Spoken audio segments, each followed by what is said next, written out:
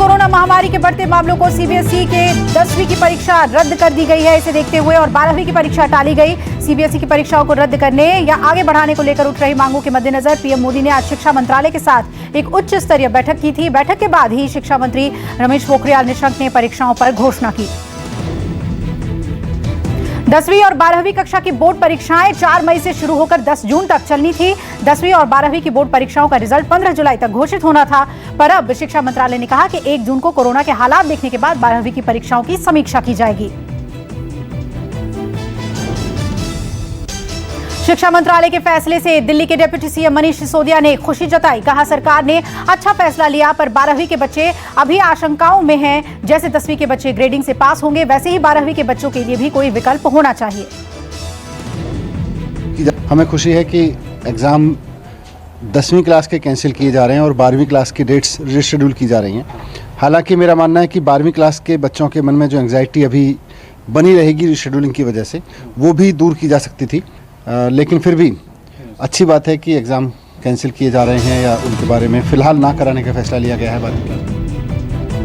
Corona से मचे हाहाकार के बाद चौंकाने वाली खबर आई है। जयपुर के सरकारी अस्पताल से कोरोना वैक्सीन की दर्जनों डोजेज चोरी होने की खबर है। कहा जा रहा है कि वैक्सीन की कई डोजेज चोरी की गई हैं और पुलिस ने एफआईआर दर्ज कर ली है। अब पुलिस पता लगा रही है कि ये चोरी किसी अस्पताल के कर्मचारी ने तो नहीं की, या फिर किसी बाहरी ने सारे डोज चोरी किए। देश में कोरोना के आंकड़ों में भारी उछाल। एक दिन में सामने आए 1,85,000 के करीब मरीज। मौत के आंकड़े भी बढ़े। एक दिन में 1,000 से ज्यादा मौतें हुई। स्वास्थ्य मंत्रालय के मुताबिक 24 घंटे में 1,069 लोगों की मौत हुई है और पिछले 24 घंटे में 82,339 लोग कोरोना से ठीक भी हुए हैं। यूपी के मुख्यमंत्री योगी आदित्यनाथ भी कोरोना संक्रमित हुए। योगी आदित्यनाथ कल से ही क्वारंटीन थे। सीएम योगी ने दफ्तर के कुछ अधिकारी कोरोना पॉजिटिव पाए गए, जिनके संपर्क में खुद सीएम भी थे, और इसके बाद सीएम योगी आइसोलेशन में थे और अब योगी संक्रमित हो गए हैं। योगी ने ट्वीट करके कहा कि अब अपना कामकाज वर्चुअली करेंगे। अखिलेश यादव कोरोना पॉजिटिव हुए। खुद ट्वीट करके अखिलेश यादव ने दी जानकारी। घर में ही इलाज शुरू हुआ। हाल ही में अखिलेश यादव ने कोरोना पॉजिटिव नरेंद्र गिरी से मुलाकात की थी, जिसके बाद अखिलेश यादव ने कल अपना टेस्ट करवाया था। यूपी के 7 जिलों के अस्पतालों में ओपीडी सेवा बंद हुई। कोरोना के बढ़ते मामलों को देखते हुए फैसला लिया गया। प्रयागराज, कानपुर, गोरखपुर, आगरा, लखनऊ में ओपीडी बंद। बेहद जरूरी सर्जरी छोड़कर सर्जरी भी टालने के आदेश दिए गए। महाराष्ट्र में आज भी कोरोना का कहर जारी है। 24 घंटे में फिर 60,212 नए मरीज सामने आए। मुंबई में कोरोना के 24 घंटे में 7,898 नए केस, 26 की हुई मौत, 5 लाख के पार मरीजों की संख्या हो गई है। और पुणे में भी हालात बिगड़े हैं। एक दिन में 10,112 नए मामले सामने आए। 99 लोगों की मौत हुई। 6,68,000 से ज्यादा मरीज। महाराष्ट्र में कर्फ्यू शुरू होने से पहले खरीदारी के लिए भारी भीड़ उमड़ी। मुंबई से सटे कल्याण की दुकानों पर भारी भीड़ देखने को मिली। भीड़ इतनी बढ़ी कि जनरल स्टोर में पुलिस को बुलाना पड़ा और थोड़ी देर के लिए जनरल स्टोर को बंद भी करना पड़ा।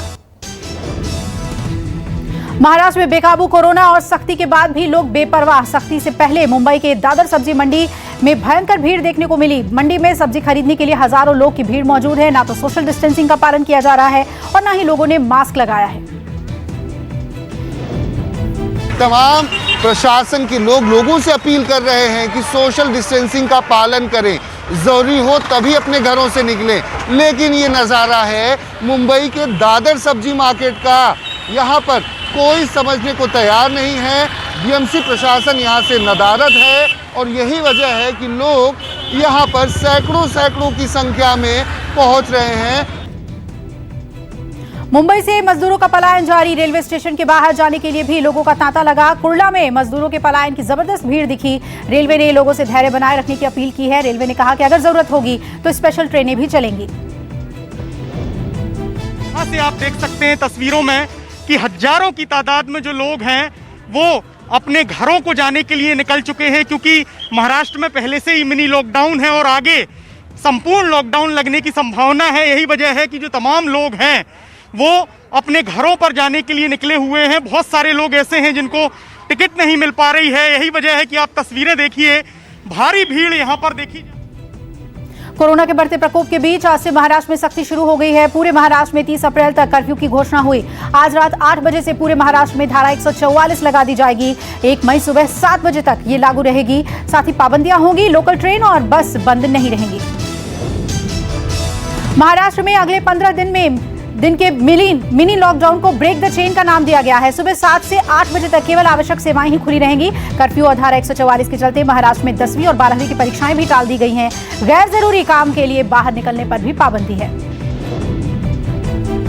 महाराष्ट्र में पब्लिक ट्रांसपोर्ट पर पाबंदी नहीं, यानी लोकल बसें, हवाई जहाज समेत सभी साधन खुले रहेंगे। महाराष्ट्र में प्राइवेट गाड़ियों सिर्फ इमरजेंसी के हालात में ही आने जाने की उनको इजाजत है। उल्लंघन पर 1000 रुपए का जुर्माना देना होगा। मिनी लॉकडाउन के दौरान सरकार रियल एस्टेट सेक्टर के मजदूरों और परमिट वाले रिक्शा चालकों को 1500 रुपए की मदद देगी। गरीबों को लेकर घोषणा की गई। महाराष्ट्र में अगले 1 महीने तक शिव भोजन योजना के तहत गरीबों को खाने की थाली भी मुफ्त में दी जाएगी। कोरोना के खतरे के बीच दारुल उलूम फिरंगी महली की ओर से वैक्सीन को लेकर फतवा जारी किया गया है। कहा गया कि रोजे के दौरान वैक्सीन ली जा सकती है। फतवे में अपील की गई है कि मुस्लिम समाज के लोगों को रोजे के चलते कोरोना का टीका लगवाने में देरी नहीं करनी चाहिए। वैक्सीनेशन कराया जा सकता है, इससे रोजा नहीं टूटेगा। और जाहिर सी बात है, जो कि केसेस इतनी बड़ी तादाद में फैल रहे हैं, लिहाजा मेरी सभी से यही अपील है कि वैक्सीनेशन जल्द से जल्द अपना और अपने घर वालों को ज़रूर से ज़रूर करवाएं, जिससे कि इस खतरनाक बीमारी से महफूज रहा जा सके। महाकुंभ में प्रशासन की सख्ती के बीच कोरोना टेस्ट बढ़ाया गया। 18 साधु और 100 श्रद्धालु कोरोना पॉजिटिव पाए गए हैं। हरिद्वार के सीएमओ के मुताबिक बीते 24 घंटे में जूना अखाड़ा के 5, 2 निरंजनी अखाड़ा, नाथ और अग्नि के 1 साधु कोरोना संक्रमित पाए गए हैं। झारखंड में कोरोना से हालात खराब हुए। स्वास्थ्य मंत्री के सदर अस्पताल के निरीक्षण के दौरान ही मरीज की हुई मौत। परिवार ने मंत्री को खरी खोटी सुनाई। मृतक की बेटी मंत्री पर भड़क गई। मृतक की बेटी ने चिल्ला चिल्लाकर मंत्री और मीडिया पर नाराजगी व्यक्त किया। कहा, सब कुछ भगवान भरोसे है।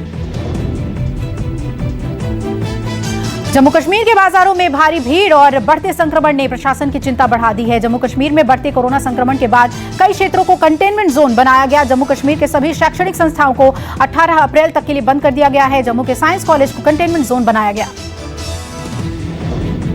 हम इस समय मौजूद हैं जम्मू के government Gandhi memorial science college के बाहर। इस कॉलेज को भी कंटेनमेंट जोन बनाया गया है, यानी ये कॉलेज जो है पूरी तरह से बंद कर दिया गया है। स्कूल हो, कॉलेज हो, यूनिवर्सिटी हो, उसको फिलहाल एहतियातन बंद किया गया। और ये देखिए, ये होर्डिंग आप देख रहे हैं, जगह जगह पर इसी तरह की होर्डिंग लगाई गई है। मकसद प्रशासन का यही है कि जितने भी लोग हैं उनको अवेयर किया जा सके, उनको बताया जा सके ये घातक बीमारी और कैसे आपने इस बीमारी से बचना है।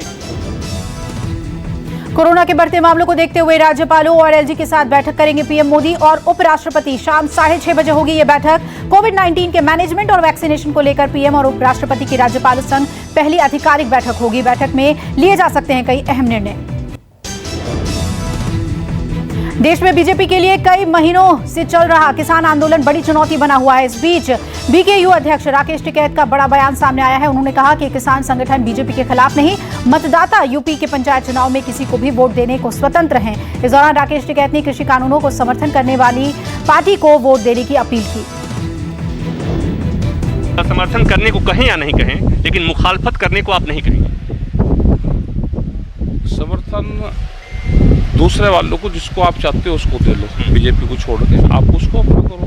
वो उसको छांटना पड़ेगा कि वो कौन होगा, लेकिन बीजेपी वाले को मत ना।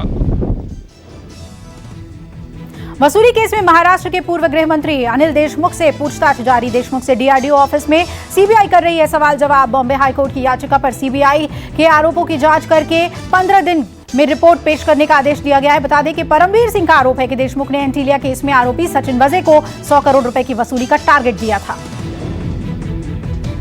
पीएम मोदी ने भारतीय विश्वविद्यालय संघ की 95वीं वार्षिक बैठक और वाइस चांसलर्स के राष्ट्रीय सेमिनार को संबोधित किया। इस दौरान पीएम मोदी ने बाबा साहेब अम्बेडकर को उनकी जयंती पर याद करते हुए कहा कि आज भारत बाबा साहेब के बताए रास्ते पर चलकर नए आयाम गढ़ रहा है। बाबा साहेब ने समान अधिकार से समाज में समरसता की बात कही। आज गरीबों को घर मिल रहा है, उसकी हर एक सुविधा का ख्याल रखा जा रहा है।